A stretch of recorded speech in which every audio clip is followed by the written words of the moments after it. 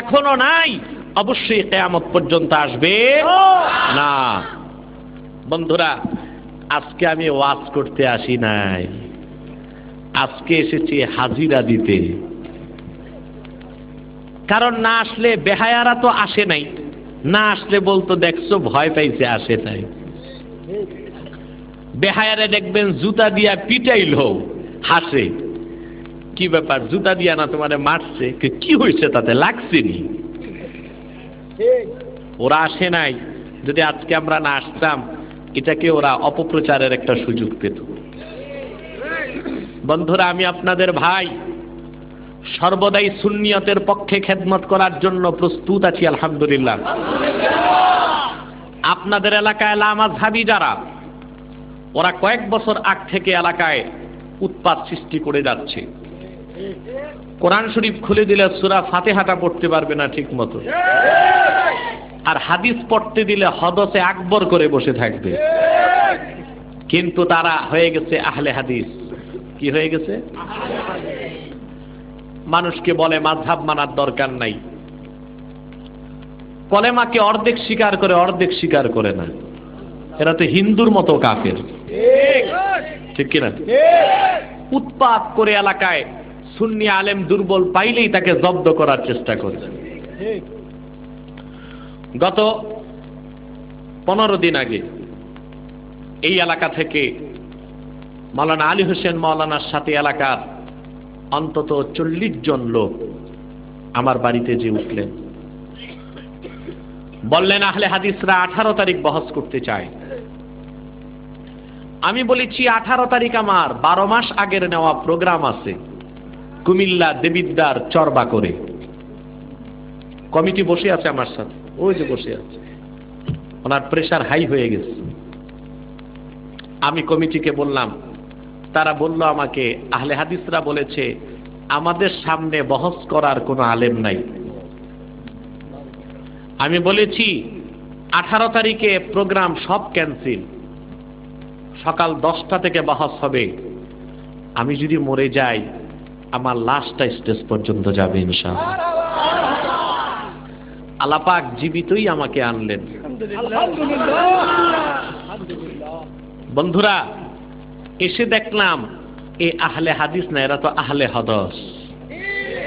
হদস বের হয় সামনে দিয়া না পিছন দিয়া? এরা পিছন দিক দিয়া বের হয়ে গেছে। এখন এটা আহলে হাদিস না আহলে হদস? এরা নাই। আগেই খবর পেয়েছি আমি বহসে ওরা আসবে না, তো ভাবলাম বহস যেহেতু হবেই না, উপস্থিত হই, আর কুমিল্লার প্রোগ্রামটাও ঠিকঠাক, এই জন্য আমি সংক্ষেপ কিছু কথা বলেই চলে যাচ্ছি। আমার পরে মাওলানা নেসারউদ্দিন সাহেব এসেছেন, তিনি দীর্ঘক্ষণ আলোচনা করবেন ইনশাআল্লাহ। আমি সংক্ষেপ কিছু কথা বলবো। আমাদের প্রথম কথা হচ্ছে, বাবা, আহলে হাদিসদের সাথে আমাদের দ্বন্দ্বটা আমল নিয়ে না, আকীদা নিয়ে।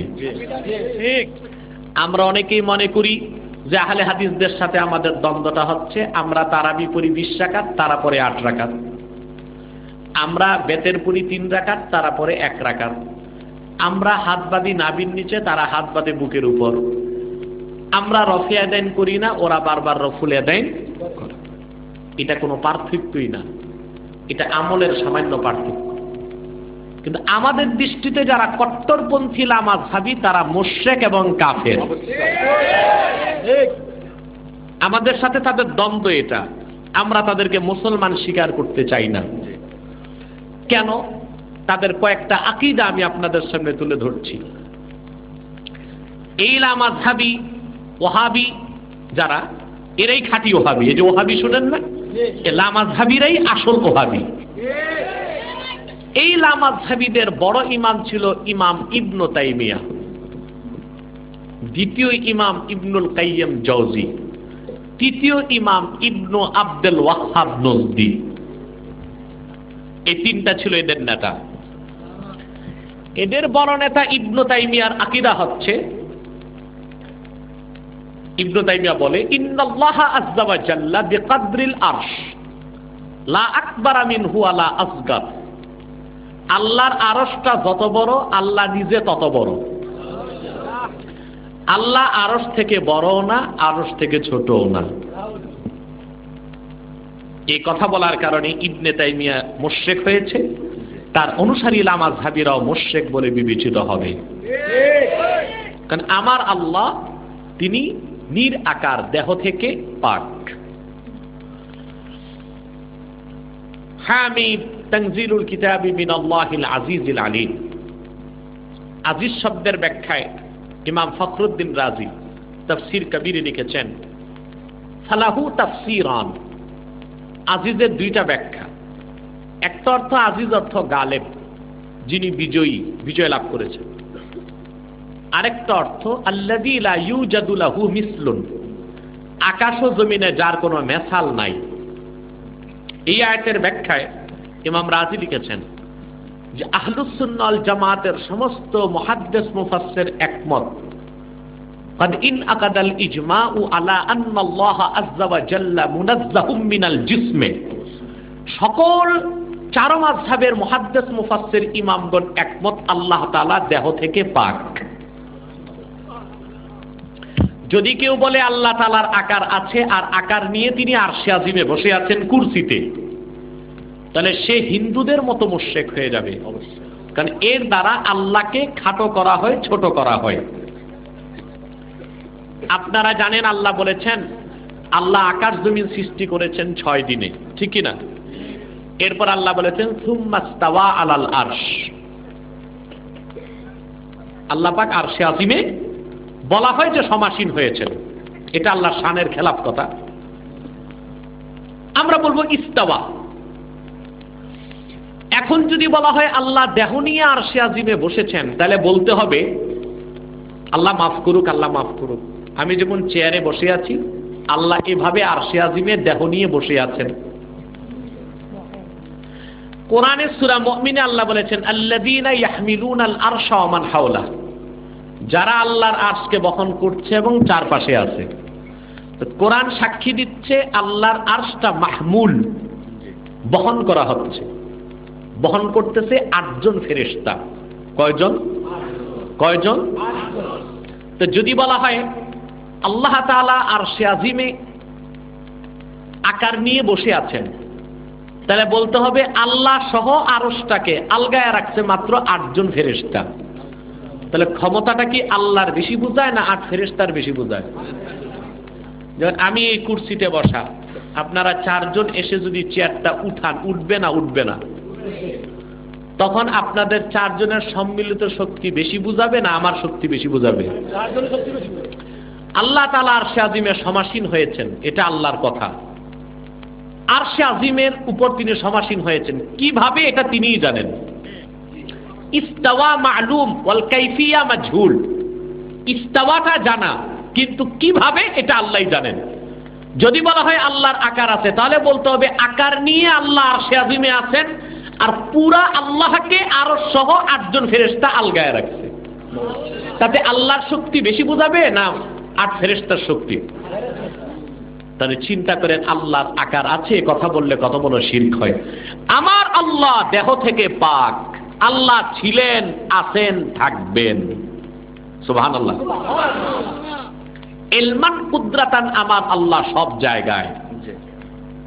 ইলমান কুদরাতান আমার আল্লাহ সব জায়গায়। সৃষ্টি জগতের মূল কেন্দ্র বানাই দিয়েছেন আল্লাহ আরশকে। কথা বুঝতে পেরেছেন? অতএব আহলে হাদিসদের আকীদার মধ্যে গড়বড় আছে, শিরক আছে, তারা মুশরিক, তারা কাফের। দ্বিতীয় আকীদাগত ত্রুটি তাদের, এই ইবনে তাইমিয়া, ইবনুল কাইয়্যিম জাওজি এবং বর্তমান লামাযহাবীরা আমার দয়াল নবী মুহাম্মদ সাল্লাল্লাহু আলাইহি ওয়াসাল্লামকে হায়াতুন নবী স্বীকার করতে চায় না। আহলুস সুন্নাহ ওয়াল জামাতের মতে আমার নবী মুহাম্মদ সাল্লাল্লাহু আলাইহি ওয়াসাল্লাম হাইয়ুন ফি রাউযাতিহি শরীফা ফি মদিনাতিল মুনাওয়ারা। আমার নবী মুহাম্মদ সাল্লাল্লাহু আলাইহি ওয়াসাল্লাম জান্নাতুল ফেরদাউসের টুকরা রওজা শরীফে জীবিত। রওজা পাকে যে সালাম দেয় আল্লাহর হাবিবকে, আমার দয়াল নবী মুহাম্মদ সাল্লাল্লাহু আলাইহি ওয়াসাল্লাম নিজে সালাম শুনেন, নিজের নূরের জবানে উত্তর দেন। আল্লাহর হাবিব যে হায়াতুন নবী, তাতে কোনো সন্দেহ নাই। অসংখ্য সহিহ হাদিস আছে। আমি একটা বলছি, সুনান বাজ্জারে এসেছে, নবীজি ইরশাদ করেছেন, ওয়া ওয়াফাতি খায়রুল লাকুম, সাহাবীগণ আমি দুনিয়া থেকে বিদায় নিলে তোমাদের শোক বা দুঃখের কিছু নাই, কারণ অন্য মানুষ দুনিয়া থেকে বিদায় নিলে মরে যায়, আমি মুহাম্মদ সাল্লাল্লাহু আলাইহি ওয়াসাল্লাম হায়াতুন নবী। তুরাজু আলাইয়া আমালুকুম, তোমাদের প্রত্যেক উম্মতের আমল আল্লাহ আমার সামনে তুলে ধরবেন। কে নামাজ পড়ে কে পড়ে না আমি তা দেখব জানবো, কে রোজা রাখে রাখে না আমি তা দেখব, কে মিলাদ শরীফে দাঁড়ায় সালাম জানায় আর বেয়াদব কোনটায় বসে বসে তাও আমি দেখব। ফামা রাআইতু মিন খাইরিন ফাহামিদতুল্লাহ আলাইহি ওয়া মা রাআইতু মিন শাররিন ফাস্তাগফারতুল্লাহ লাকুম, যখন দেখব তোমরা ভালো কাজে নিয়োজিত আমি আল্লাহর প্রশংসা আদায় করব, যখন দেখব তোমরা গুনার কাজ করো আমি মুহাম্মদ সাল্লাল্লাহু আলাইহি ওয়াসাল্লাম রওজা শরীফ থেকে আল্লাহর কাছে তোমাদের জন্য ক্ষমা চাইব। তো সুনান বাজ্জারের সহিহ সনদে বর্ণিত হাদিস প্রমাণ দিচ্ছে দয়াল নবীজি মুহাম্মদ সাল্লাল্লাহু আলাইহি সাল্লাম জান্নাতুল ফেরদাউসের টুকরা রওজা শরীফ থেকে উম্মতের সব কিছু হারাকাত সাকানাত আমালকে দেখেন, তাই নিশ্চয়ই আমার নবী মুহাম্মদ সাল্লাল্লাহু আলাইহি সাল্লাম হায়াতুন নবী। কোন সন্দেহ আছে? আহলে হাদিসরা আল্লাহর হাবিবকে হায়াতুন নবী স্বীকার করতে চায় না। কথা বুঝতেছেন? এই জন্য লা মাযহাবিরা কাফের। আগের কথায় মুশরিক, এই কথায় কি? ইবনে তাইমিয়া তার ফাতাওয়া ইবনে তাইমিয়াতে লিখেছেন, আত-তাকলিদু কাল মাইতা ইয়াজুযু ফি হালাতিল ইদতিরার, মাযহাব মানাটা মরা পশুর গোশত খাওয়ার মতো। ঠেকায় পড়লে যেমন মরা গোশত খাওয়া যায় ওই রকম মাযহাব মানা যাইতে পারে। এই মরা পশুর গোশত খাওয়া বলতে কাদেরকে বোঝানো হইল? ইমাম বুখারী নিজে মাযহাব মানতেন, উনি নিজে ছিলেন মুজতাহিদ বিজ্জাত গায়র মাতবু। মুজতাহিদ বিজ্জাত দুই প্রকার, একটা মুজতাহিদ বিজ্জাত মাতবু আর একটা মুজতাহিদ বিজ্জাত গায়রে মাতবু। যেই মুজতাহিদ বিজ্জাত কাকে বলা হয়? আল্লাযী ইস্তাখরিজুল মাসাইলা মিন মুতুনিল কুরআনি ওয়াস সুন্নাহ, যিনি সরাসরি কোরআন হাদিস খুলে মাসআলা ইস্তেমবাত করতে পারে তিনি মুজতাহিদ বিজ্জাত। এই ক্ষমতা ছিল আবু হানিফা রাহমাতুল্লাহ, ইমাম শাফি, মালিক এবং আহমদ ইবনে হাম্বলের। ঠিক কিনা বলেন? ইমাম বুখারীর এই ক্ষমতা ছিল, কিন্তু তার কোনো অনুসারী নাই মাযহাবের, এই জন্য তিনি মুজতাহিদ বিজ্জাত গায়র মাতবু। আর বাকি চার ইমাম মুজতাহিদ বিজ্জাত মাতবু। ঠিক কিনা বলেন? ইমাম বুখারী নিজে লক্ষ লক্ষ হাদিসের হাফেজ ছিলেন। এই দাগাবাজ বেঈমান কথিত আহলে হাদিস দাবিদার বাটপার চোরের দল ইমাম আজমকে মানে না, কিন্তু ইমাম বুখারীকে স্বীকার করে। ওরা বুখারী শরীফটা খুলে দেখুক, বিভিন্ন জায়গায় ইমাম বুখারী ইমাম শাফির বক্তব্য তুলেছেন। ক্বালা শাফিঈ বলে ইমাম শাফির মত উল্লেখ করেছেন। আপনি যখন আমাকে মানবেন তখনই তো আমার মতটা আপনার পুস্তকে দিবেন। আপনি যখন আমাকে শ্রদ্ধা করবেন, আলিম হিসেবে ইজ্জত করবেন, তখনই আপনি দলিল পেশ করার ক্ষেত্রে বলবেন এনায়েতুল্লাহ আব্বাসী এই কথা বলেছে।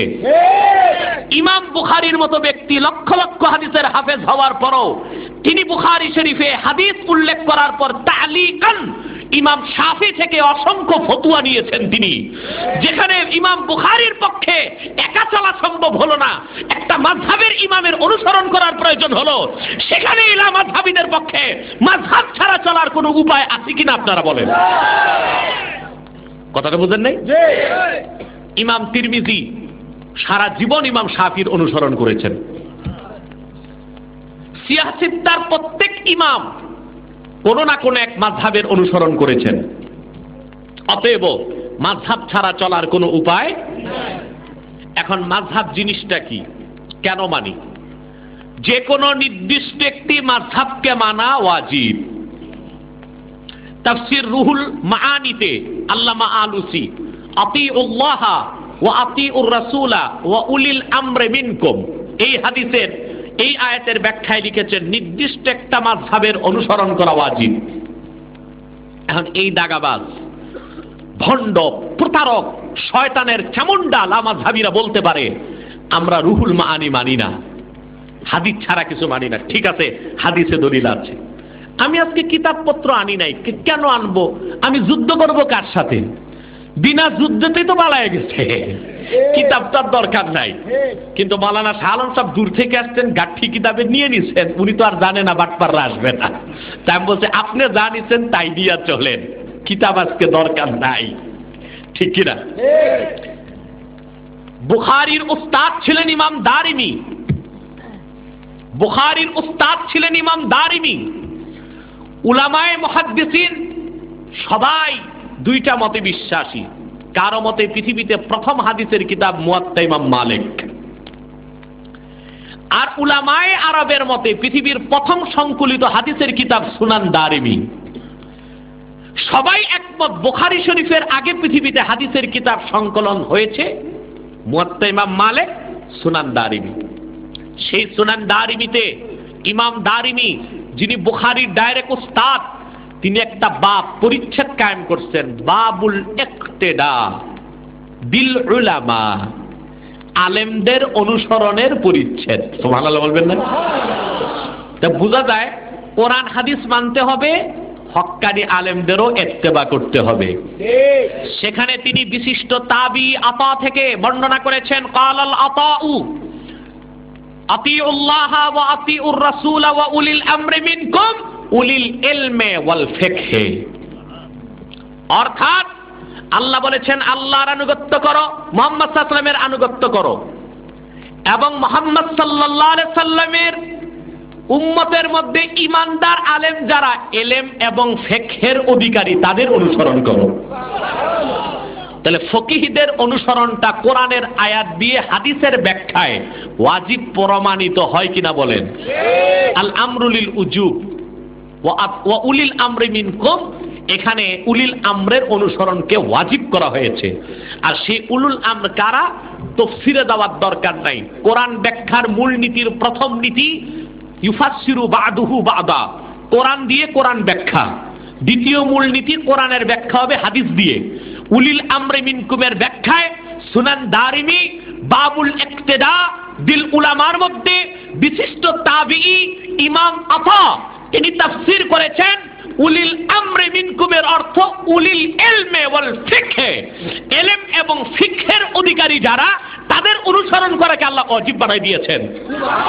আমরা যার অনুসরণ করি ইমাম আবু হানিফা, তিনি জগৎ বিখ্যাত আলেম ছিলেন, ফকি ছিলেন, 5 জন সাহাবীকে কদম ধোয়া তাবি হওয়ার মর্যাদা লাভ করেছেন। তা সেই আবু হানিফার অনুসরণটা কোরআন এবং হাদিসের সমর্থন পুষ্ট, ঠিক কিনা বলেন? আমরা যে মাযহাব মানতেছি এটা কোরআন সুন্নাহর মতই মানতেছি। আসেন দ্বিতীয় কথা, আমরা ব্যক্তি আবু হানিফাকে মানি না, আমরা তার উস্তাদ। সেখানে তিনি বিশিষ্ট তাবি আতা থেকে বর্ণনা করেছেন, ক্বালাল আতাউ আতিউল্লাহ ওয়া আতিউর রাসূল ওয়া উলিল আমরি মিনকুম উলিল ইলমে ওয়াল ফিকহে। অর্থাৎ আল্লাহ বলেছেন আল্লাহর আনুগত্য করো, মুহাম্মদ সাল্লাল্লাহু আলাইহি সাল্লামের আনুগত্য করো, এবং মুহাম্মদ সাল্লাল্লাহু আলাইহি সাল্লামের উম্মতের মধ্যে ইমানদার আলেম যারা ইলম এবং ফিকহের অধিকারী তাদের অনুসরণ করো। তাহলে ফকিহদের অনুসরণটা কোরআনের আয়াত দিয়ে হাদিসের ব্যাখ্যায় ওয়াজিব প্রমাণিত হয় কিনা বলেন? আল আমরুলিল উজুব ওয়া উলিল আমরি মিনকুম, এখানে উলিল আমরের অনুসরণকে ওয়াজিব করা হয়েছে। আর সেই উলুল আমর কারা তাফসীরে দেওয়ার দরকার নাই। কোরআন ব্যাখ্যার মূলনীতির প্রথম নীতি ইউফাসসিরু বা'দুহু বা'দা, কোরআন দিয়ে কোরআন ব্যাখ্যা। দ্বিতীয় মূলনীতি কোরআনের ব্যাখ্যা হবে হাদিস দিয়ে। উলিল আমরি মিনকুমের ব্যাখ্যায় সুনান দারিমি বাবুল ইক্তেদা বিল উলামার মধ্যে বিশিষ্ট তাবিঈ ইমাম আতা তিনি তাফসীর করেছেন উলিল আমরি মিনকুমের অর্থ উলিল ইলমে ওয়াল ফিকহে, ইলম এবং ফিকহের অধিকারী যারা তাদের অনুসরণ করাকে আল্লাহ ওয়াজিব বানাই দিয়েছেন।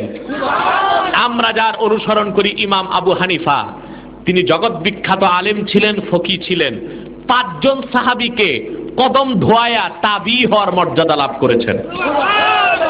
তা সেই আবু হানিফার অনুসরণটা কোরআন এবং হাদিসের সমর্থন পুষ্ট, ঠিক কিনা বলেন? আমরা যে মাযহাব মানতেছি এটা কোরআন সুন্নাহর মতই মানতেছি। আসেন দ্বিতীয় কথা, আমরা ব্যক্তি আবু হানিফাকে মানি না, আমরা তার উসুলে ফিকহটাকে মানি, তার নিজের করা উসুলের ভিত্তিতে তারই কিছু মাসালা আমরা বাদ দিছি, ঠিক কিনা? আমরা অন্ধ ব্যক্তি পূজা করি না, কিন্তু লামাযহাবীরা অন্ধ ব্যক্তি পূজা করে। আবু হানিফা আমাদেরকে সূত্র শিখায় দিছে যে আমার মাযহাবের সূত্র হচ্ছে এই উসুল দিয়ে কোরআন হাদিস থেকে মাসালা বের করতে হবে। আমরা সেই উসুলে যাইয়া দেখি ওনার যে মাসালাটা ওনার উসুলের বিপক্ষে, সেটাও আমরা গ্রহণ করি না। যেমন হেদায়ের মধ্যে আমাদের আছে ইমাম আজমের মতে ফার্সি ভাষায় নামাজ পড়া জায়েজ। ফার্সি ভাষায় নামাজ পড়া কি? ইয়াজুজু সালাতু বিল লুগাতিল ফারসিয়া, ফার্সিতে নামাজ পড়া জায়েজ। আমরা ইমাম আবু হানিফার এই মতকে গ্রহণ করি কেন গ্রহণ করি নাই? তার দুই ছাত্র ইমাম আবু ইউসুফ আর ইমাম মুহাম্মদ, হানাফি মাযহাবের দুই বড় ইমাম, বলেছেন যে না, আমাদের উস্তাদের এই মত আমরা মানতে পারি না। উস্তাদ বলছেন কেন? কয় হুজুর, আপনি তো আমাদেরকে কোরআন হাদিস থেকে মাসালা বের করার সূত্র শিখাইছেন, আপনার উসুলের কায়দায় আপনার মাসআলা কোরআন সুন্নাহর থেকে একটু অন্যরকম হয়ে গেছে, আমি মানতে পারি না। ফাথুল কাদির ইবনুল হুমাম লিখেছেন, উস্তাদ হয়ে শেষ জীবনে ইমাম আজম আবু হানিফা রাহমাতুল্লাহ তার ছাত্রের মতকে গ্রহণ করে নিয়েছেন।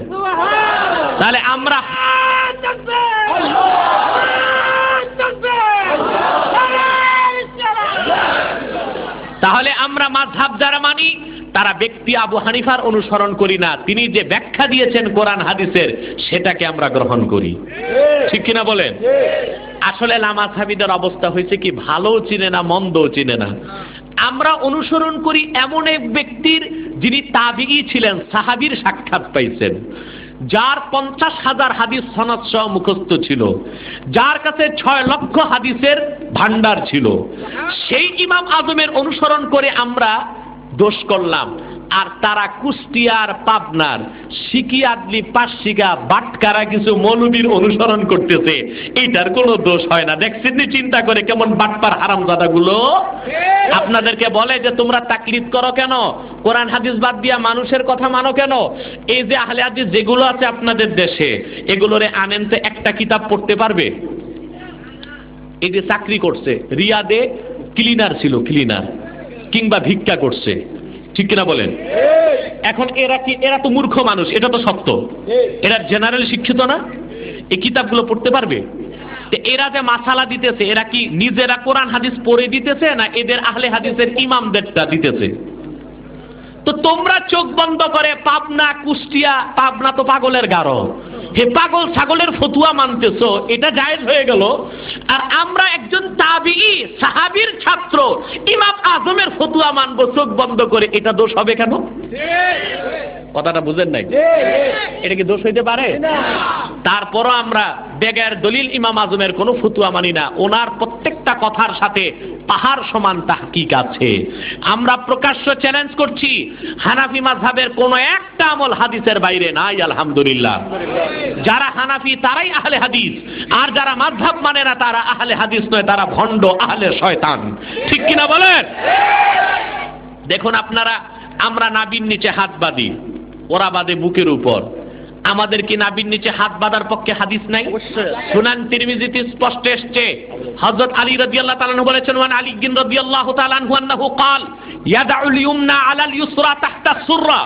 হযরত আলী বলেছেন, পুরুষ ব্যক্তি বাম হাতের উপর ডান হাত বাঁধবে নাবির নিচে। এই হাদিসটা তিরমিজিতে আছে, আবু দাউদের মধ্যে আছে, ফিকহুস সুনান ওয়াল আথারের মধ্যে আছে, আল ফিক এলাউ সুনানের মধ্যে আছে, অসংখ্য হাদিসের কিতাবে আছে। তাহলে আমাদের কাজটা কি হাদিসে নাই? আচ্ছা দেখেন, আমরা নাবির নিচের হাদিসটাও মানি, বুকের উপর হাদিসটাও। আমরা বলি বুকের উপর হাদিসটা এসেছে মহিলাদের জন্য, মা বোনদের জন্য। তাহলে আমরা দোনোটা হাদিস মানলাম, আমরা আহলে হাদিস। আর এই ধাপ্পাবাজ লামাযহাবীরা বুকেরটা মানছে, নাবির নিচেরটা মানে নাই। ওই হাদিসটাও তো হাদিস, তাহলে ওরা একটা হাদিস মানতেছে আর একটা ছাড়তেছে। ওরা আহলে হাদিস না বাদুল হাদিস? কিছু মানে কিছু মানে না। ইহুদি ইহুদিদের অবস্থা। আল্লাহ ইহুদিদেরকে বলেছিলেন, আতুমিনুনা বিবাদিল কিতাবি ওয়া তাকফুরুনা বিবাদ, তোমরা কি কোরআনের কিছু মানো আর কিছু ছাড়ো? ইহুদিদের যেই অবস্থায় 90 ইহুদি লামাযহাবীদের সেই অবস্থা। তারা একটা হাদিস মানে আর একটা ছাড়ে। তারা আহলে হাদিস না, তারা বাদুল হাদিস। আর আমরা হানাফিরা আহলে হাদিস। আমরা সব হাদিস মানি, নাসেকটাও মানি, মানসুখটাও মানি, আমল করি নাসেকের উপর, বিশ্বাস করি নাসেক মানসুখ দুটোটা। কথা বুঝতে পেরেছেন? তাহলে বন্ধুরা, মাযহাব মানাটা জোরে বলেন কি? আর আহলে হাদিসরা তারা মুসলমান নয়। 90 আহলে হাদিস যারা, আমরা আসল আহলে হাদিস, আর এরা ভণ্ড, এরা হচ্ছে মুশরিক এবং বেঈমান। যদি এই কথা প্রমাণ করতে তারা চ্যালেঞ্জ করে, আমি 10 লাখ টাকার চ্যালেঞ্জ ঘোষণা করে গেলাম।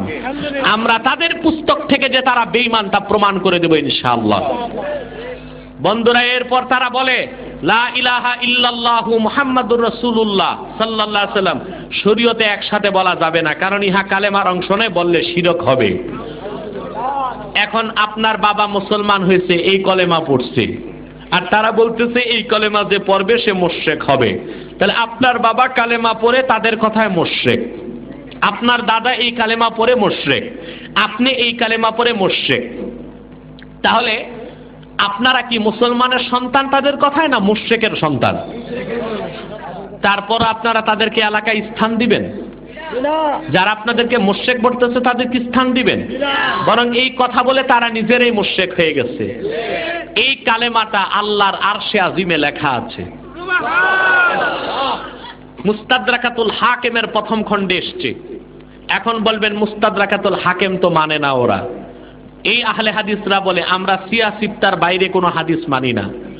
যারা এই কথা বলবে তারা কট্টর কাফের, তাদেরকে যারা কাফের বলবে না তারাও কাফের। কারণ সিয়াসিত্তার মধ্যে মোট হাদিস আছে প্রায় 60,000। কত হাজার? তো বাকি লক্ষ লক্ষ হাদিসকে তারা অস্বীকার করে আর মুসলমান আছে না কাফের হয়ে গেছে। আমি বেশি কথা বলবো না, একটা দলিল দিব। ইমাম বুখারী রাহমাতুল্লাহ, তিনি বুখারী শরীফ সংকলন করেছেন। মুকাদ্দামার মধ্যে ইমাম বুখারী নিজে বক্তব্য দিয়েছেন যে আমি 2 লক্ষ হাদিসকে সঞ্চয় করেছি। কয় লক্ষ হাদিস? 2 লক্ষ। জোরে বলেন। 2 লক্ষ। কে বলছেন? জি বলেন। আসতেছে, রাস্তায় আছে, এই তো গড়িপুর আছে।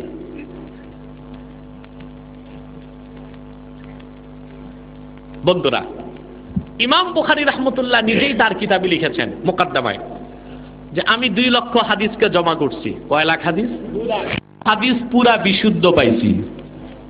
কত? আওয়াজ করে বলেন কত? এই লামাযহাবী বাটপারদেরকে জিজ্ঞেস করেন তো ইমাম বুখারীর বুখারী শরীফে হাদিস কয়টা আছে? ৭৫৬৩টা হাদিস বিত্তাকরার, বিগের তাকরার আছে 4000 হাদিস। তো ইমাম বুখারী নিজে বললেন আমি সহিহ হাদিস পাইলাম 1 লক্ষ, কিন্তু তার কিতাবে তিনি স্থান দিলেন ৭৫৬৩টা হাদিস। তো বুখারীর পাওয়া বাকি ৯৩,০০০ হাদিস গেল কই? কথা বলে না। যদি বলি বুখারীর পাওয়া বাকি সব হাদিস সিয়াসিত্তায় আসছে, তবুও তো পুরা হয় না, কারণ সিয়াসিত্তার মোট হাদিস আছে ৬০,০০০। সিয়াসিত্তার সবগুলো বুখারীর হাদিস বললেও বুখারীর সংকলিত আরো বুখারীর চোখে, বুখারীর দেখা, বুখারীর কষ্টি পাথরে যাচাই বাছাই হওয়া আর ৪০,০০০ সহিহ হাদিস রয়ে যায়। তা সেই ৪০,০০০ হাদিসকে ইনকার করে লামাযহাবীরা আর মুসলমান থাকলো না বেঈমান হইল? এখন বুখারী মুসলিমের ছেড়ে দেওয়া হাদিসগুলো গেল কই? ইমাম হাকিম বুখারী মুসলিমের ছেড়ে দেওয়া হাদিসগুলোকে ইস্তেদরাক করেছেন, ধরে ওই হাদিস দিয়ে একটা হাদিসের কিতাব সাজাইছেন, ওইটার নাম মুস্তাদরাকাতুল হাকিম। আল্লামা তাকি উসমানী ও মাওলানা সলিমুল্লাহ এবং তাবাকাত ইবনে সাদের লেখক ইবনু সাদের মতে মুস্তাদরাকাতুল হাকিম মূল নুসখা 7 খণ্ড। প্রথম 2 খণ্ডের প্রত্যেকটা হাদিস বুখারী এবং মুসলিমের সমান মর্যাদা রাখে। সেই মুস্তাদরাকাতুল হাকিমের প্রথম খণ্ডের হাদিস, ইন্না আদামা রাআ ইসমা মুহাম্মাদিন সাল্লাল্লাহু আলাইহি ওয়াসাল্লাম মাকতুবান ফিল আরশ। হযরতে আদম বেহেশতে সাজদা থেকে মাথা তুলেই আল্লাহর আরশে দয়াল নবী মুহাম্মদ সাল্লাল্লাহু আলাইহি সাল্লামের নাম লেখা দেখতে পেয়েছেন। আরশে আজিমে আল্লাহ লিখে রেখেছেন বিসমিল্লাহির রহমানির রহিম লা ইলাহা ইল্লাল্লাহু মুহাম্মাদুর রাসূলুল্লাহ সাল্লাল্লাহু আলাইহি ওয়াসাল্লাম। তাহলে এই কালেমা শরীয়তের কলেমা কিনা, হাদিসে আসছে কিনা? সেই কলেমাকে শিরক বলার কারণে আহলে হাদিসরা আর মুসলমান রইছে না কাফের হয়ে গেছে? মুমিনের দলিল লাগে একটা, শয়তানের লাগে 99টা। আর আপনার কি একটা করে দলিল নেবেন না 99টা করে? দেখেন ফখরুদ্দিন রাজির ইন্তেকালের সময় শয়তান উপস্থিত হয়েছে। ওনার ইমানে খরবর করার জন্য শয়তান একটা দলিল দিয়েছে, ফখরুদ্দিন রাজি কাটছে। 99 দলিল উনি দিয়েছেন, শয়তান 99টা কাটছে। হঠাৎ করে রুহানি ভাবে ওনার উস্তাদ নাজমুদ্দিন কোবরা, কেমন উস্তাদ, 1 ঘন্টা বসছিল জীবনে ওনার সাথে। উনি এসে বলেন, ফখরুদ্দিন তুই বল বিনা দলিলে আল্লাহ এক। এটা শুনে শয়তান দিছে দৌড়। তা মুমিনের দলিল লাগে কয়টা আর শয়তানের লাগে? তাহলে আমরা একটা একটা করে দলিলই চলবে, ঠিক কিনা? চতুর্থ বিষয়, রাসূলুল্লাহ সাল্লাল্লাহু আলাইহি সাল্লাম আমাদের মতো মানুষ, ও মাটির তৈরি নূরের তৈরি নয়। রাসূলুল্লাহ সাল্লাল্লাহু আলাইহি সাল্লাম দয়াল নবী মুহাম্মদ সাল্লাল্লাহু আলাইহি সাল্লাম মানুষ, তাই বলে আমাদের মতো মানুষ যে বলবে সে কাফের হয়ে যাবে। আল্লাহ কোরআনে বলেছেন, কুল ইন্নামা আনা বাশারুম মিসলুকুম। মুহাম্মদ সাল্লাল্লাহু আলাইহি সাল্লাম আপনি বলেন আমি তোমাদের মতো মানুষ। এটা কোরআনে সূরা কাহাফে আল্লাহ বলছেন। কোথায়? কথা বলে না। সূরা মুমিনুনের 34 নম্বর আয়াতে আবার আল্লাহ বলছেন, ওয়ালা ইন আতাতুম বাশারাম মিসলাকুম ইন্নাকুম ইযান লা খাসিরুন। মুহাম্মদ সাল্লাল্লাহু আলাইহি সাল্লাম আপনি বলে দেন, মানব জাতি তোমরা যদি তোমাদের মতোই সাধারণ কোনো মানুষের আনুগত্য করো তাহলে অবশ্যই তোমরা কাফের হয়ে যাবা। এখন আপনি বলেন, দয়াল নবী মুহাম্মদ সাল্লাল্লাহু আলাইহি সাল্লামকে সাধারণ মানুষ বললে আর তো আনুগত্য, এটা আমি মুখে বলতে পারবো না। দয়াল নবী মুহাম্মদ সাল্লাল্লাহু আলাইহি সাল্লামের আনুগত্যটাই ইসলাম। আর আল্লাহ বলেছেন সাধারণ কোনো মানুষের, তোমাদের মতো সাধারণ মানুষের আনুগত্য করা চলবে না। তাহলে মুসলমান হইতে হলে, মুমিন হতে হলে এই কথা স্বীকার করতেই হবে, যারা আল্লাহকে বিশ্বাস করে তাদেরকে এই কথা বলতেই হবে, মুহাম্মদ সাল্লাল্লাহু আলাইহি সাল্লাম মানুষ, তবে আমাদের মতো সাধারণ মানুষ বলা যাবে না। মুহাম্মদ সাল্লাল্লাহু আলাইহি সাল্লাম মানুষ, তবে আমাদের মতো সাধারণ মানুষ বলা কখনোই যাবে না। কথা বুঝতে পেরেছেন? কোরআনের ব্যাখ্যা কোরআন দিয়ে আল্লাহ করে দিয়েছেন, ঠিক কি না? এখন আসুন, দয়াল নবী মুহাম্মদ সাল্লাল্লাহু আলাইহি সাল্লামকে আল্লাহ মানুষ বলেছেন, তাই বলে আমাদের মতো মানুষ বললে ঈমান থাকবে না। আল্লাহর একটা ঘর আছে, ওইটার নাম কি বলেন তো? আরে মিয়া, ওইটার নাম ঘর, কাবা। কাবা, ঠিক কি না? কাবাকে আল্লাহ ঘর বলছে, আবার আপনি যে থাকেন এটাও ঘর। কাবাও ঘর, আপনার বাড়িটাও ঘর। এখন কেউ যদি বলে ঘর ঘর তো একই, সে মুসলমান থাকবে না কাফের হবে? আল্লাহর কোরআনকে আল্লাহ কিতাব বলছেন, আর আপনি মাস্টার ডিগ্রিতে পড়েন, আপনারও কিছু কিতাব আছে। আল্লাহর কোরআনটাও কিতাব, আপনার মাস্টার ডিগ্রির বইটাও কিতাব। কিতাব বলার কারণে কি আল্লাহর কিতাব আর আপনার কিতাব এক বললে ঈমান থাকবে? আরে হারামজাদা ওহাবিরা, শুনে রাখলাম আযহাবিরা, মুহাম্মদ সাল্লাল্লাহু আলাইহি সাল্লাম মানুষ, আমরাও মানুষ, তাই বলে মুহাম্মদ সাল্লাল্লাহু আলাইহি সাল্লামকে আমাদের মতো মানুষ বলা যাবে না। আমরা আব্দুল্লাহ, মুহাম্মদ সাল্লাল্লাহু আলাইহি সাল্লাম নবিউল্লাহ। বাইতুল্লাহ ঘর, তোর ঘর ঘর, এই জন্য বাইতুল্লাহ আর তোর ঘর এক নয়। আল্লাহর কোরআন কিতাবুল্লাহ কিতাব, আর তোর মাস্টার ডিগ্রির কিতাব কিতাব বলে এক নয়। মুহাম্মদ সাল্লাল্লাহু আলাইহি সাল্লামকে আল্লাহ মানুষ বলেছেন, তাই বলে আমাদের মতো সাধারণ মানুষ বলা যাবে না। আমরা আব্দুল্লাহ, মুহাম্মদ সাল্লাল্লাহু আলাইহি সাল্লাম নবিউল আম্বিয়া, সকল নবীর নবী বলেন সুবহানাল্লাহ। কথা বুঝতেছেন? সাল্লাম আমাদের মতো মানুষ, ও মাটির তৈরি নূরের তৈরি নয়। রাসূলুল্লাহ সাল্লাল্লাহু আলাইহি সাল্লাম দয়াল নবী মুহাম্মদ সাল্লাল্লাহু আলাইহি সাল্লাম মানুষ, তাই বলে আমাদের মতো মানুষ যে বলবে সে কাফের হয়ে যাবে। আল্লাহ কোরআনে বলেছেন, কুল ইন্নামা আনা বাশারুম মিসলুকুম। মুহাম্মদ সাল্লাল্লাহু আলাইহি সাল্লাম আপনি বলেন আমি তোমাদের মতো মানুষ। এটা কোরআনে সূরা কাহাফে আল্লাহ বলছেন। কোথায়? কথা বলে না। সূরা মুমিনুনের 34 নম্বর আয়াতে আবার আল্লাহ বলছেন, ওয়ালা ইন আতাতুম বাশারাম মিসলাকুম ইন্নাকুম ইযান লা খাসিরুন। মুহাম্মদ সাল্লাল্লাহু আলাইহি সাল্লাম আপনি বলে দেন, মানব জাতি তোমরা যদি তোমাদের মতোই সাধারণ কোনো মানুষের আনুগত্য করো তাহলে অবশ্যই তোমরা কাফের হয়ে যাবা। এখন আপনি বলেন, দয়াল নবী মুহাম্মদ সাল্লাল্লাহু আলাইহি সাল্লামকে সাধারণ মানুষ বললে আর তো আনুগত্যর, এটা আমি মুখে বলতে পারবো না। দয়াল নবী মুহাম্মদ সাল্লাল্লাহু আলাইহি সাল্লামের আনুগত্যটাই ইসলাম। আর আল্লাহ বলেছেন সাধারণ কোন মানুষের, তোমাদের মতো সাধারণ মানুষের আনুগত্য করা চলবে না। তাহলে মুসলমান হইতে হলে, মুমিন হতে হলে এই কথা স্বীকার করতেই হবে, যারা আল্লাহকে বিশ্বাস করে তাদেরকে এই কথা বলতেই হবে মুহাম্মদ সাল্লাল্লাহু আলাইহি ওয়াসাল্লাম মানুষ, তবে আমাদের মতো সাধারণ মানুষ বলা যাবে না। মুহাম্মদ সাল্লাল্লাহু আলাইহি ওয়াসাল্লাম মানুষ, তবে আমাদের মতো সাধারণ মানুষ বলা কখনোই যাবে না। কথা বুঝতে পেরেছেন? কোরআনের ব্যাখ্যা কোরআন দিয়ে আল্লাহ করে দিয়েছেন, ঠিক কি না? এখন আসুন, দয়াল নবী মুহাম্মদ সাল্লাল্লাহু আলাইহি ওয়াসাল্লামকে আল্লাহ মানুষ বলেছেন, তাই বলে আমাদের মতো মানুষ বললে ঈমান থাকবে না। আল্লাহর একটা ঘর আছে, ওইটার নাম কি বলেন তো? আরে মিয়া, ওইটার নাম কোন? কাবা। কাবা, ঠিক কি না? কাবাকে আল্লাহ ঘর বলছে, আবার আপনি যে থাকেন এটাও ঘর। কাবাও ঘর, আপনার বাড়িটাও ঘর। এখন কেউ যদি বলে ঘর ঘর তো একই, সে মুসলমান থাকবে না কাফের হবে? আল্লাহর কোরআনকে আল্লাহ কিতাব বলছেন, আর আপনি মাস্টার ডিগ্রিতে পড়েন, আপনারও কিছু কিতাব আছে। আল্লাহর কোরআনটাও কিতাব, আপনার মাস্টার ডিগ্রির বইটাও কিতাব। কিতাব বলার কারণে কি আল্লাহর কিতাব আর আপনার কিতাব এক বললে ঈমান থাকবে? আরে হারামজাদা ওহাবিরা, শুনে রাখলাম আযহাবিরা, মুহাম্মদ সাল্লাল্লাহু আলাইহি ওয়াসাল্লাম মানুষ, আমরাও মানুষ, তাই বলে মুহাম্মদ সাল্লাল্লাহু আলাইহি ওয়াসাল্লামকে আমাদের মতো মানুষ বলা যাবে না। আমরা আব্দুল্লাহ, মুহাম্মদ সাল্লাল্লাহু আলাইহি ওয়াসাল্লাম নবিউল্লাহ। বাইতুল্লাহ ঘর, তোর ঘরও ঘর, এই জন্য বাইতুল্লাহ আর তোর ঘর এক নয়। আল্লাহর কোরআন কিতাবুল্লাহ কিতাব, আর তোর মাস্টার ডিগ্রির কিতাব কিতাব বলে এক নয়। মুহাম্মদ সাল্লাল্লাহু আলাইহি ওয়াসাল্লামকে আল্লাহ মানুষ বলেছেন, তাই বলে আমাদের মতো সাধারণ মানুষ বলা যাবে না। আমরা আব্দুল্লাহ, মুহাম্মদ সাল্লাল্লাহু আলাইহি ওয়াসাল্লাম নবিয়ুল আম্বিয়া, সকল নবীর নবী বলেন সুবহানাল্লাহ। কথা বুঝতেছেন?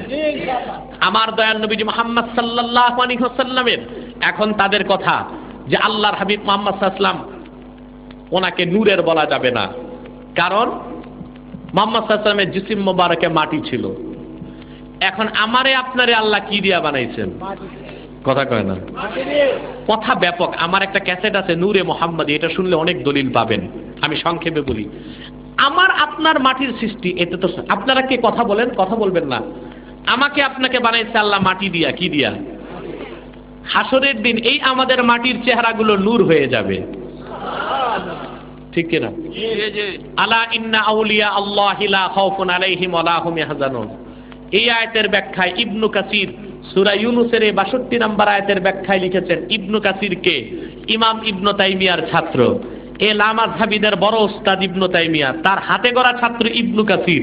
তিনি তার তাফসীর ইবনে কাসিরে লিখেছেন, আল্লাহর হাবিব মুহাম্মদ সাল্লাল্লাহু আলাইহি ওয়াসাল্লাম ইরশাদ করেছেন ১৫০০ বছর আগে, দয়াল নবীজি বলেছেন, ইন্না মিন ইবাদিল্লাহি ইবাদান ইয়াকবিতুহুমুল আম্বিয়া ওয়াশ শুহাদা। কাল কিয়ামতের দিন আমার উম্মতের আল্লাহর কিছু বান্দা এমন থাকবে যাদের দেখে দেখে পূর্ব জমানার নবী আর শহীদগণ ঈর্ষা করতে থাকবে। সাহাবায়ে কেরাম বললেন, তারা কারা? আল্লাহর হাবিব বলেছেন, উজুহুহুম নূরুন আলা মানাবিরা মিন নূর। তাদের চেহারাটা হবে নূর, দাঁড়াবে নূরের মিম্বরের উপর। সুবহানাল্লাহ বলবেন না? তা আমি আর আপনি আল্লাহর হাবিবের সাধারণ উম্মত যদি আল্লাহর ওলি হইয়া হাসরে দাঁড়াইতে পারি, আমাদের মাটির চেহারাটা নূর হয়ে যাবে। তাহলে যিনি নবী কামলিওয়ালা মদিনাওয়ালা মুহাম্মদ সাল্লাল্লাহু আলাইহি ওয়াসাল্লাম ১৫০০ বছর আগে, ওনার জিসিম মোবারকটাকে কি আল্লাহ নূর বানাই দিতে পারেন নাই? কথা বলে না। এটা একটা আকলি দলিল দিলাম, হাদিস যথেষ্ট আছে। নবী আমার মুহাম্মদ সাল্লাল্লাহু আলাইহি ওয়াসাল্লামের নূরকে আল্লাহ সৃষ্টি করেছেন আদম সৃষ্টির ১৪০০০ বছর আগে। মুহাম্মদ সাল্লাল্লাহু আলাইহি ওয়াসাল্লামের জিসিম মোবারকে যে নূর ছিল, সেটা যে মাটি ছিল, সেই মাটিটাও সাধারণ মাটি ছিল না। আল্লাহর হাবিব মুহাম্মদ সাল্লাল্লাহু আলাইহি ওয়াসাল্লামের জিসিম মোবারকের জন্য মাটি আল্লাহ নিয়েছেন মুহাম্মদ সাল্লাল্লাহু আলাইহি ওয়াসাল্লামের জান্নাতুল ফেরদাউসের টুকরা রওজা শরীফেরই মাটি। অতএব জান্নাতের মাটি আর দুনিয়ার মাটি তো এক হইতে পারে না। আবার দয়াল নবী মুহাম্মদ সাল্লাল্লাহু আলাইহি ওয়াসাল্লামের জান্নাতুল ফেরদাউসের টুকরা রওজা শরীফের মাটিটাকেও আল্লাহ নূর বানায় দিয়েছে। বিশ্বনবী মুহাম্মদ সাল্লাল্লাহু আলাইহি ওয়াসাল্লামের রূহ পুরাটাই ছিল নূর, এবং বিশ্বনবী মুহাম্মদ সাল্লাল্লাহু আলাইহি ওয়াসাল্লামের নবী মুহাম্মদ সাল্লাল্লাহু আলাইহি ওয়াসাল্লামের পুরা রূহটাই ছিল নূর, এবং মাথার তালু থেকে পায়ের তালু পর্যন্ত পুরা জিসিমটাই ছিল নূরের তৈরি। এর বড় প্রমাণ আল্লাহর হাবিবের জিসিম থেকে নূর বের হইতো। আমাদের দেহ থেকে কি নূর বের হয়? আমাদের দাঁত থেকে নূর বের হয়? শামাইল তিরমিজি হাদিস নাম্বার 14, সাহাবী বলেছেন, ইযা তাকাল্লামা রুইয়া কান নূর ইয়াখরুজু মিন বাইনি সানায়া। মুহাম্মদ সাল্লাল্লাহু আলাইহি ওয়াসাল্লাম যখন কথা বলতেন বেহেশতি হাসি হাসতেন, যখন বেহেশতি হাসি হাসতেন তো দয়াল নবীর দুই দাঁতের মাঝখান দিয়ে নূর বের হয়ে যেত।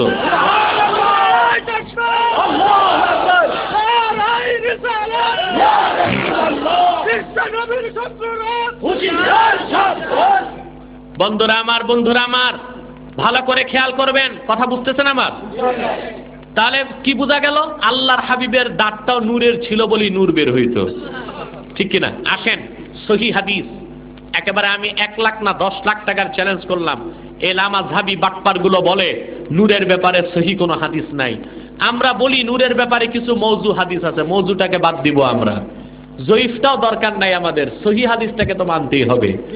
দালাইলুন নবুওয়াতের প্রথম খণ্ডের 86 পৃষ্ঠায় বাবু মাউলিদিল মুস্তাফা সাল্লাল্লাহু আলাইহি ওয়াসাল্লাম এই বাবের হাদিস ইরবাদ বিন সারিয়া বর্ণনা করেছেন। ওয়া আনিল ইরবাদ ইবনে সারিয়া রাদিয়াল্লাহু তাআলা আনহু আন্নাহু قال قال سمعت رسول الله صلى الله عليه وسلم يقول إني عبد الله وخاتم النبيين وإن آدم لمنجدل في طينته وفي آخر الحديث أن أم رسول الله صلى الله عليه وسلم رأت حين وضعته نورا أضاءت له كسور الشام।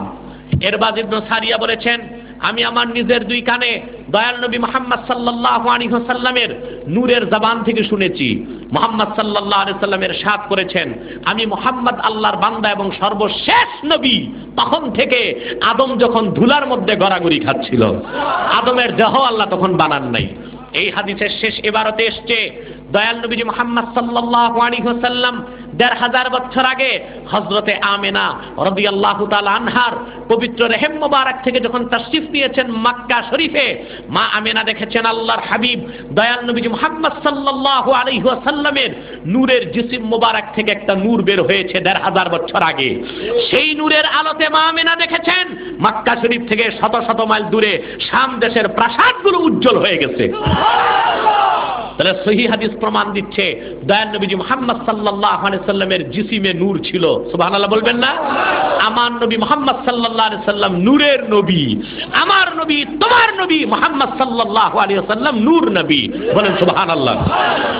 তবে আমরা বলে দিচ্ছি আল্লাহর হাবিব মুহাম্মদ সাল্লাল্লাহু আলাইহি ওয়াসাল্লামের নূর জাতি নূর বলা যাবে না, খালকি নূর। আল্লাহর হাবিব মুহাম্মদ সাল্লাল্লাহু আলাইহি ওয়াসাল্লামের নূর খালকি নূর, সৃষ্টি নূর, সৃষ্টি করেছেন আল্লাহ। জাতি নূর বলা যাবে না, এতে শিরিক হবে আর সূরা ইখলাসের ইনকার হবে। কথাগুলো স্পষ্ট হয়ে যাচ্ছে? সমাজটারে ধ্বংস করতেছে দুই দল, একদল নজদি আর একদল বেদাতি, একদল নজদি আর একদল বেদাতি। যারা বেদাতি তারা শিরক শিখায়, আর যারা নজদি লামাযহাবী তারা মানুষকে কুফর শেখায়, ঠিক কিনা বলে? আরো দলিল লাগবে? মিলাদ পড়া বেদাত, মিলাদে কিয়াম করা শিরক। মিলাদের বিপক্ষে আমরা দুই দল মানুষ পাই, একদল তো কাফের মুশরিক লামাযহাবী, আরেক দল পাই কিছু কওমি মাদ্রাসার ছাত্র আর ওস্তাদ। ওনারা না বুঝেই মিলাদ কিয়ামের বিরোধিতা করতেছেন, এতে ওনারা মিলাদ কিয়ামকে বেদাত ফতুয়া দিয়ে নিজের গোল নিজে খাইতেছে। যখন মাঠে খেলা হয় তখন দেখেন না গোল নিজেরও খাইতে হয় মাঝে মধ্যে অসতর্কতায়। মনে রাখবেন, যারা হানাফি মাযহাবের অনুসারী সুন্নি কওমি মাদ্রাসায় পড়েন, দেওবন্দের ছাত্র, তাদের মিলাদ কিয়াম ইনকার করার কোনো উপায় নাই। লামাযহাবীদের বিষয়ে আলাদা, ওরা তো মুসলমানই না।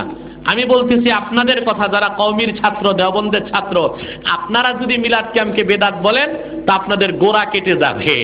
কারণ জনপুর, ফুরফুরা, শস্যিনা, সোনাকান্দা, ধামটি, আড়াইবাড়ি, ফুলতলি, বানিয়াপাড়া, সিঙ্গুলিয়া তবলিগ জামাত, এই যে কাকরাইলের তবলিগ জামাত, উজানি, সরমনাই, দেওবন্দ, কওমি, সবার গোড়া আব্দুল হক মুহাদ্দিস দেহলভী, যাকে বলা হয় মারকাজুল আসানিদ, সকলের হাদিসের সনদের মারকাজ। সেই আব্দুল হক মুহাদ্দিস দেহলভী মিলাদ কিয়ামের ব্যাপারে কি বলছে একটু দেখবেন নি? এই যে তার লেখা কিতাব আখবারুল আখিয়ার, এই কিতাবটার তর্জমা করেছেন দারুল উলুম কারাচির মুহাদ্দিস, যিনি একজন দেওবন্দি আলেম। স্পষ্ট 624 পৃষ্ঠায়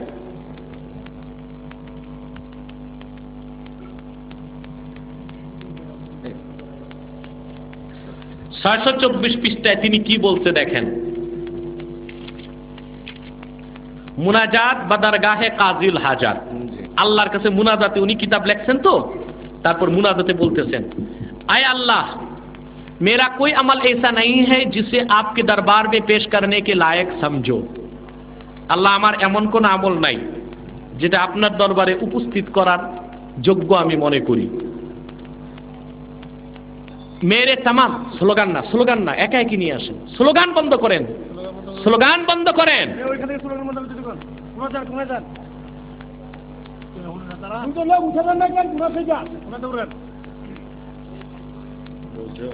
স্লোগানটা বন্ধ থাক এখন। তিনি বলেছেন যে আল্লাহ আমার কোন একটা আমল তোমার দরবারে কবুল হওয়ার মতো না। मेरे तमाम आमाल में फसाद नियत मौजूद रहती है। আমার প্রত্যেকটা আমলের মধ্যে নিয়তে কিছু ত্রুটি থাকতে পারে। अलबत्ता मुझ हकीर फकीर का एक अमल सिर्फ तेरी जात पाक की इनायत की वजह से बहुत शानदार है, और वो ये है कि मजलिस मिलाद के मौका पर मैं खड़े होकर सलाम पढ़ता हूँ और निहायत ही आजिजी व इनकिसारी मोहब्बत व खुलूस के साथ तेरे हबीब पाक सल्लल्लाहु अलैहि वसल्लम पर दरूद व सलाम भेजता रहा हो। আব্দুল হক মুহাদ্দিস দেহলভী রহমতুল্লাহি আলাইহি তিনি তার কিতাবের মধ্যে লিখেছেন যে আল্লাহ একটু আমার দিকে মনোযোগ দেন না বাবা। আব্দুল হক মুহাদ্দিস দেহলভী রহমতুল্লাহি আলাইহি তার কিতাবের মধ্যে লিখেছেন যে আল্লাহ তবে তোমার অসীম মেহেরবানিতে আমার একটা আমল বড় নিখুঁত পাইছি, সেটা হচ্ছে আল্লাহ যখনই আমি তোমার হাবিব মুহাম্মদ সাল্লাল্লাহু আলাইহি ওয়াসাল্লামের মিলাদ পড়েছি, মিলাদে আল্লাহ তোমার হাবিব মুহাম্মদ সাল্লাল্লাহু আলাইহি ওয়াসাল্লামের মহব্বতে, মুহাম্মদ সাল্লাল্লাহু আলাইহি ওয়াসাল্লামের খেদমতে আমি সালাম পাঠাইছি দাঁড়ায়া দাঁড়ায়া, কিয়াম করছি আল্লাহ। এই আমলটা আমার পুরা খালেস নিয়ত ছিল, নিখুঁত ছিল, বলেন সুবহানাল্লাহ। তাহলে কি বোঝা যায়? আব্দুল হক মুহাদ্দিস দেহলভী রহমতুল্লাহি আলাইহি তিনি মিলাদও পড়ছেন, কিয়ামও করছেন, আর এই মিলাদ কিয়ামটাকে তার নাজাতের জারিয়া মনে করছেন, ঠিক কিনা বলেন? তারপর আবার নিচে লিখছেন আয় আল্লাহ वो कौन सा मकाम है जहां मिलाद मुबारक से ज्यादा तेरी खैर व बरकत का नुजुल होता है। আয় আল্লাহ এমন কোন আমল আর এমন কোন জায়গা তো নাই আল্লাহ, এমন কোন অবস্থান তো নাই আল্লাহ যেখানে মিলাদ পড়ার চেয়ে বেশি বরকত নাজিল হইতে পারে। তিনি বলতেছেন যে আল্লাহ কোন এমন আমল নাই সবচেয়ে বেশি বরকত নাজিল হয় মিলাদ পড়লে, সুবহানাল্লাহ বলবেন না? इसलिए ऐ अरहमुर राहिमीन मुझे पक्का यकीन है कि मेरा ये अमल कभी बेकार न जाएगा, बल्कि यकीनन तेरी बारगाह में कबूल होगा, और जो कोई दरूद और सलाम पढ़े और उसके जरिया दुआ करे वो कभी मुस्तरद नहीं हो सकती है। जय अल्लाह। এই জন্য আমার কোনো আমলের দোহাই দেই না, জীবনে যত মিলাদ কিয়াম করছি এটা তুমি কবুল করে নাও আর আমারে মাফ করে দাও, কারণ যে কোনো আমল নষ্ট হইতে পারে, মিলাদ কিয়ামটা আল্লাহ নষ্ট হওয়ার মতো আমল না।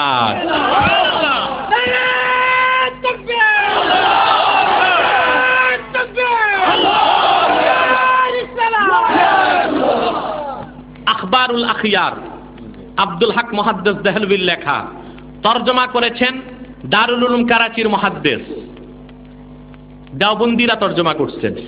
এখন বলেন মিলাদ কিয়াম যদি বেদাত হয় তাহলে প্রথম বেদাতি আব্দুল হক মুহাদ্দিস দেহলভী, তাহলে জনপুর ফুরফুরা শশিনা সরমনাই উজানি আর কওমি দেওবন্দের দাতার আছে কার? আমি বেদাতি হইলে আমার যত মুরিদ সব কি সুন্নি হবে না বেদাতি হবে?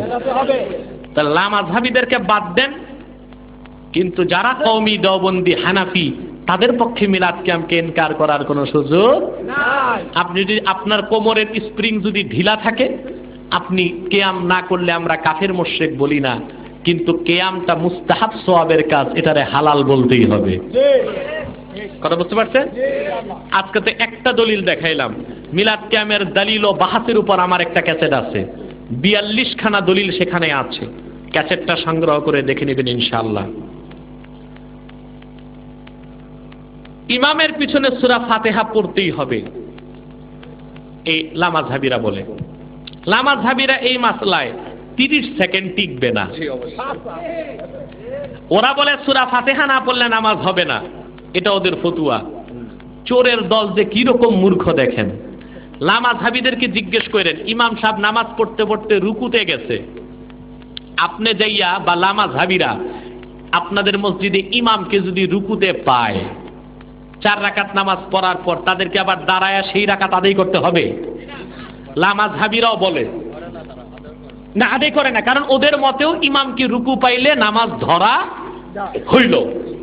তো সূরা ফাতিহা না পড়লে যদি নামাজ নাই হয়, তো যেই রাকাতে ইমামকে যাইয়া রুকুতে পাইলো সেই রাকাতটা তারা ধরলো কেমনে? সেই রাকাতে তো তাদের সূরা ফাতিহার পড়া হয় নাই।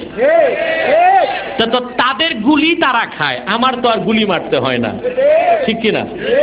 2, এই কেরাআত খালফাল ইমাম, ইমামের পিছনে কেরাত পড়ার ব্যাপারে এই সব লামাযহাবী ইবনে তাইমিয়ার দাদা উস্তাদের দাদা উস্তাদের দাদা উস্তাদ ইমাম আওজাঈ, যিনি ছিল জাহিরি, কোন ফেকা মানতেন না, তার সাথে ইমাম আজমের বহস হয়েছে মাতাফে, আল্লাহর ঘর বাইতুল্লাহর তোয়াফ যেখানে করে সেখানে। ইমাম আজম গেছে হজ করতে, ইমাম আওজাঈর লোকজন আটকায় ফেলছে। ইমাম সাহেব আপনি নাকি বলেন ইমামের পিছনে মুক্তাদির কেরাত পড়তে হয় না। কয় হ্যাঁ, তা তো বলি আমি। ঠিক আছে, বহস করতে হবে। ইমাম সাহেবকে আমি রেডি আছি। মাতাফি বসে গেছেন, সব তোয়াফও চলতেছে, বহস চলতেছে, আওজাঈ আসছে। এখন ইমাম আজম বললেন, দেখেন আমি তো আমার বাড়ি কুফা, কিতাবপত্র কিছু আনি নাই, তা আমি তো একা আসছি, আপনারা তো অনেক মুফতি মুজতাহিদ, আপনারা এত মানুষ কথা বললে আমি কেমনে পারবো? আপনাদের মধ্যে একজনকে ইমাম বানান, যিনি আমার সাথে বহস করবে, তার বিজয় সবার বিজয় আপনাদের, আর তিনি আমার সাথে হেরে গেলে সবাই পরাজয় বলে গণ্য হবে। ঠিক আছে, আমরা বহসে আওজাঈরে ইমাম বানাইলাম। ইমাম সাহেবকে আমার বহস হয়ে গেছে। একটা বহসের ক্ষেত্রে একজনকে ইমাম মানলে তার বিজয় যদি সবার বিজয় হয়, তার পরাজয় যদি সবার পরাজয় হয়, নামাজের মধ্যে ইমাম সাহেব সূরা ফাতিহা পড়লে সবার পড়া হয়, কেরাত পড়লে সবার পড়া হয়। কথা বুঝতে পেরেছেন? আওজাঈ সেখানে মাথা নত করে হেরে গেছে। আমাদের এই দলিলের সাথে আবার হাদিসও আছে, আবু দাউদের হাদিস। দয়াল নবী মুহাম্মদ সাল্লাল্লাহু আলাইহি ওয়াসাল্লাম ইরশাদ করেছেন, কিরাআতুল ইমামে কিরাআতুল লাহুম, ইমামের কেরাতটাই মুক্তাদিদের কেরাত। নাসাইতে এসেছে, ইন্নামা জুইলাল ইমামু লিউতাম্মা বিহ, ইমামকে ইমাম বানানো হয়েছে তার অনুসরণ করার জন্য। এই জন্য ইমামের পিছনে আমরা আর সূরা পড়ি না, ডাইরেক্ট হাদিসকে আমরা অনুসরণ করতেছি। তারপরের আলোচনা উনি করে ফেলছেন, আমি আর বাড়াচ্ছি না। আমি স্পষ্ট বলে যাচ্ছি, লামাযহাবীদের সাথে আর কোনো আপনাদের সম্পর্ক নাই। তারা আজকে এখানে আর কোনো প্রশ্ন নেই, বসেন।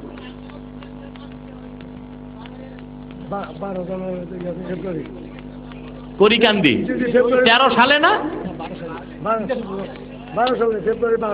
ফেব্রুয়ারির 12। হ্যাঁ, আসবো ইনশাল্লাহ। করিকান্দি মাহফিলে 12 ফেব্রুয়ারি আমি আসবো ইনশাল্লাহ। আল্লাহ যে তৌফিক দেয় আপনারা যাওয়ার চেষ্টা করবেন, পারবেন না ইনশাল্লাহ? আর মার্চ মাসের 6 তারিখ আমি গৌরীপুর বাজারে আসতেছি, দলে বলে যাবেন ইনশাল্লাহ, পারবেন না? আর মার্চের 14 সাবিট দিয়ে আসবো ইনশাল্লাহ। ওটা 12 সালে না 13 সালে? বন্ধুরা, এখন আমি চলে যাব, আমার মাহফিলটা ধরতেই হবে কুমিল্লা। আমি এখনই চলে যাচ্ছি, আমি মুনাজাত করব না, আপনারা উঠাউঠি করবেন। বিশিষ্ট আলেমে দ্বীন মাওলানা মুফতি হাফেজ নেসারউদ্দিন সাহাব চলে এসেছেন আলহামদুলিল্লাহ।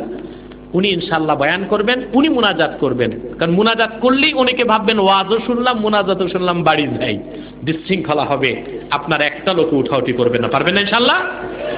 আবারও আমি স্পষ্ট আওয়াজে বলে যাচ্ছি, লামাযহাবীরা বাতিল, বেঈমান, মুশরিক, তাদের বিরুদ্ধে বহস করার জন্য এনায়েতুল্লাহ আব্বাসী 24 ঘন্টা প্রস্তুত আছে ইনশাআল্লাহ।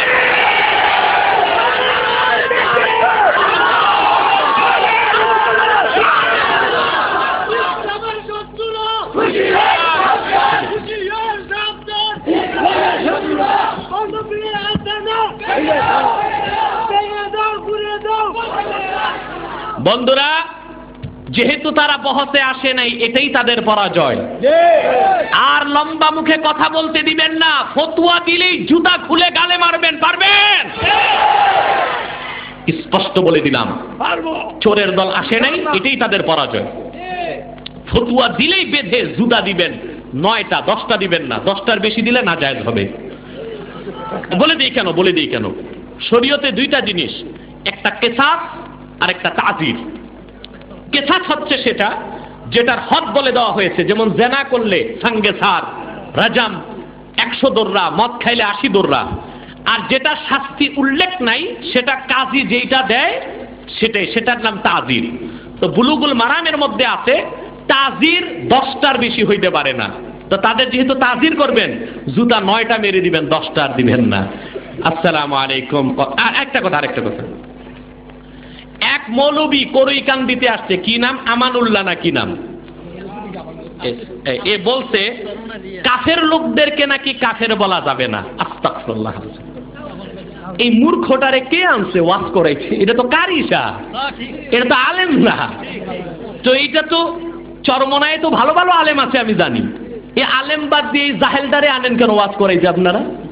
চরমনাই মাদ্রাসায়, চরমনাই তরিকায় ভালো ভালো আলেম আছে, ফয়জুল করিম সাহেব ভালো ওয়াজ করে, এইসব আলেম এনে ওয়াজ করাইবেন। এই কারি মূর্খ, এটা ভালো করে কোরআন শরীফ পড়তে পারে না, এটা গজল গায়, এইটারে আনছেন। কাফেরকে যে কাফের বলবে না, সেও কাফের। তার কথা তো আবু জাহেলরও কাফের বলা যাবে না। আর তাদেরই পিসাব চরমনায়ের মরহুম ফজলুল করিম সাহেব দেওয়ানবাগীদেরকে কাফের বলছে, তো তার পিসাবও তো কাফেরকে কাফের বলছে। তো সে কি পীরের চেয়ে বড় হয়ে গেছে নাকি? এইটা আরেক ছাগল, এইটারে দাওয়াত দিবেন না আপনাদের এলাকায়। আপনারা ফয়জুল করিম সাহেব ভালো ওয়াজ করে, তারে এনে ওয়াজ শুনবেন, এই সব জাহেল জপটরে আনবেন না।